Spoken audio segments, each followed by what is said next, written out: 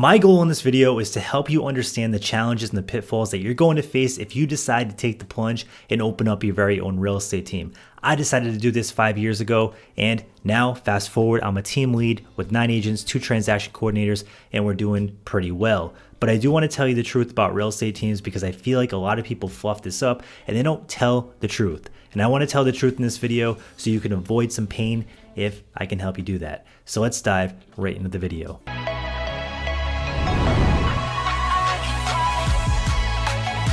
My name is Chris with the Empire Real Estate YouTube channel. If you like this kind of content where we help you build your real estate empire and grow your real estate business, smash the like button 10,000 times. No, I'm just kidding. Don't do it 10,000 times, but do it once to show me you like the video.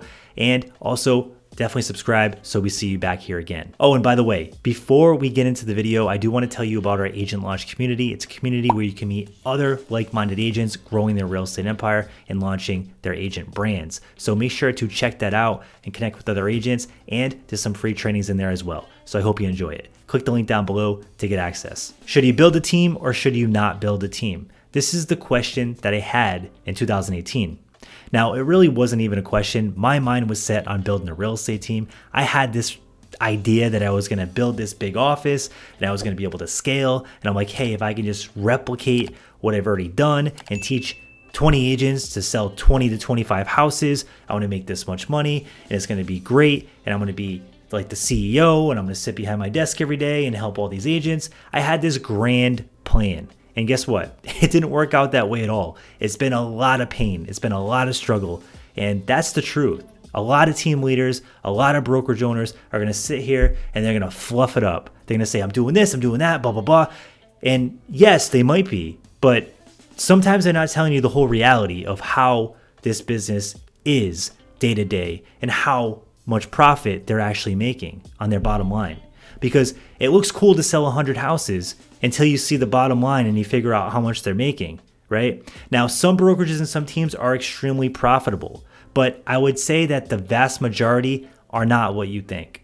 The vast majority are not super profitable, and I want to dive into that a little bit further so you know exactly what you're building so you can either avoid it or you can get a business plan that makes sense for you. The next thing I want to tap into a little bit is how complex this business is to run. Now, the reason it's complex is because you have to deal with consistent problems on a regular basis and you're constantly juggling the problems of multiple people. And now that's okay. I'm a problem solver. I'll dive in there and I'll get the problems done. But just know that as a solo agent, you deal with problems in your own transactions. As a team leader or a broker, you're going to have to dive into other people's transactions and fix problems that are going on. Whether your agent's right or whether your agent's wrong, you have to go in there and you have to just start where the problem is and go in there and help them resolve it, okay? That's something that you're going to have to get used to, and the more agents that you get, the more problems you're going to have to solve. So this business can become really complex. You're also dealing with multiple personalities. You have multiple agents on your team, and sometimes those agents don't get along. Sometimes there's problems between those agents and you have to go mediate and you have to fix the problems and you have to jump in there.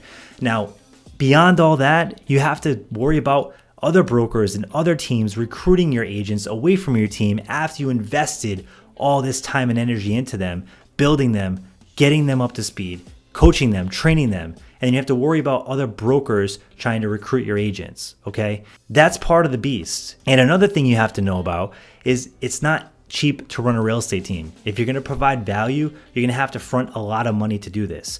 It's not like you're going to just say, hey, I have a real estate team, come work on my real estate team, or hey, I have a real estate brokerage, come work on my brokerage, without any value proposition. The market is way too competitive. There's way too many brokers out there trying to steal your lunch, and there's way too many team leaders out there trying to steal your lunch. And if you don't have an incredible value proposition, you're not gonna make it. It's not going to work, and you're gonna be extremely frustrated, and you're gonna wanna throw in the towel.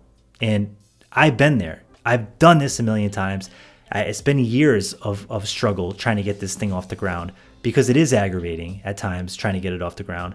And now I finally have, but I want to tell you about these things you're going to face when you're doing it on your own as a new team leader. The first thing I want to touch upon is, and kind of piggybacking off what I just said, is the high overhead cost. You need to decide what kind of brokerage you're going to start or what kind of team you're going to start. Are you going to do a lead generation based model? where you're buying a lot of leads, you're buying a lot of marketing, and you're adding value that way? Are you going to do more of a solo model? Like some brokerages just have this model where they charge a flat fee, you come in, you hang your license, and you're on your own, right? And some even charge a monthly fee to be a part of the brokerage. Think of it like a gym membership. And these brokerages can scale. I have a friend of mine that built one of these brokerages to over 250 agents, and he does very well, right? But keep in mind, now you're dealing with 250 agents' problems, and if lawsuits happen and things you have to go into as a broker, you can get dragged into court a lot and you can deal with a lot of headaches.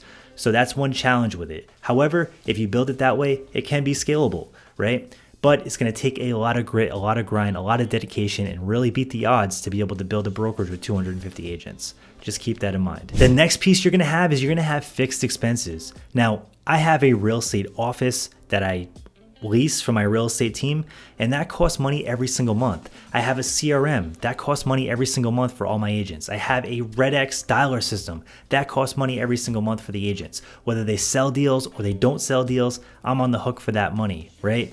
There are a lot of costs that are just fixed in place. I'll give you another one. Dotloop, our email system, all that stuff is fixed costs in place.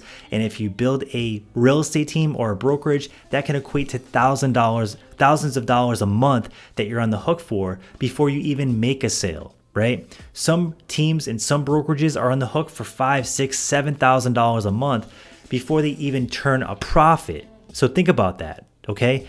If you have an agent and they're selling houses and they make a $10,000 commission and you're getting a 70-30 split, so you're getting 30% of that as the team lead of the broker, or you're getting 20% of that as a team leader broker, you're getting 10% of that as a team leader broker. Think about how many sales you're going to have to do just to break even after you cover all those fixed expenses.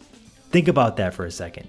That is challenging, right? It's a challenging business. And as you know, real estate markets are cyclical. So if the rates go up, you might not have sales. If the rates go down, you might have a ton of sales and you might be able to put money away. But on top of that, you have variable expenses, right? You got to think about things like your transaction coordinator. Every time a deal closes, are you paying them a bonus? You got to think about your ISA team. Do you have ISAs that you're paying a bonus every time a deal closes? Do you have other variable costs like photography? Every time you get a listing, are you sending a photographer out there and are you paying for that as the broker or team lead? Or is that something that the agent's dealing with on their own?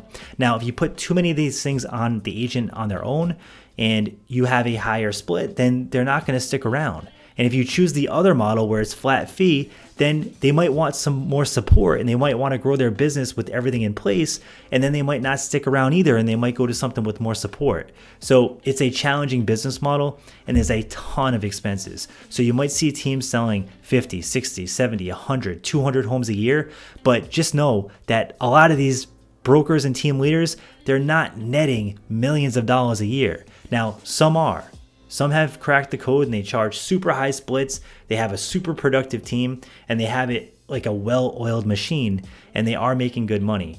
But just know it's a very, very difficult business to scale and I would definitely think twice about doing it. Now, if you have this big dream and this big vision of building this big brokerage and you love it, then absolutely do it, right?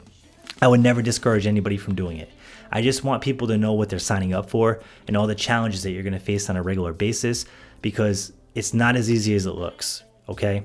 I was a solo agent before I started my real estate team, and I remember those days.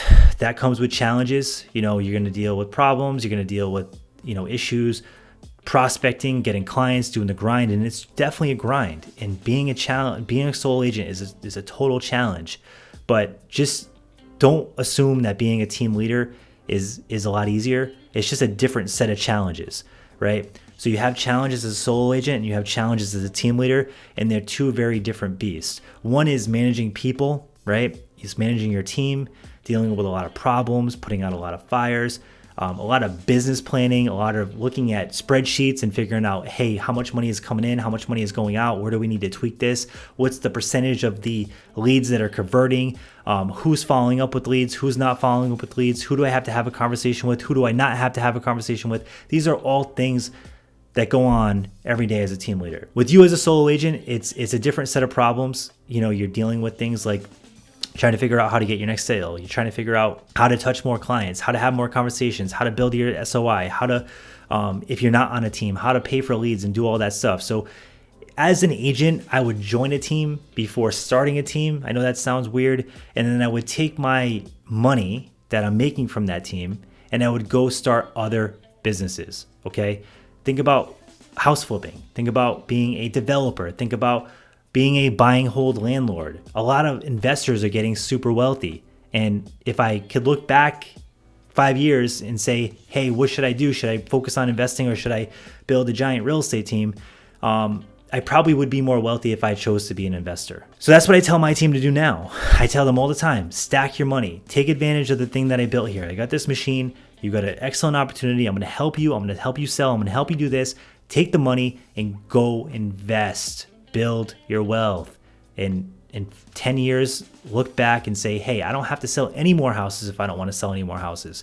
That's where you want to be at. You don't want to be stuck in this thing that you built, and you don't want to be stuck in a position where you have to work with clients.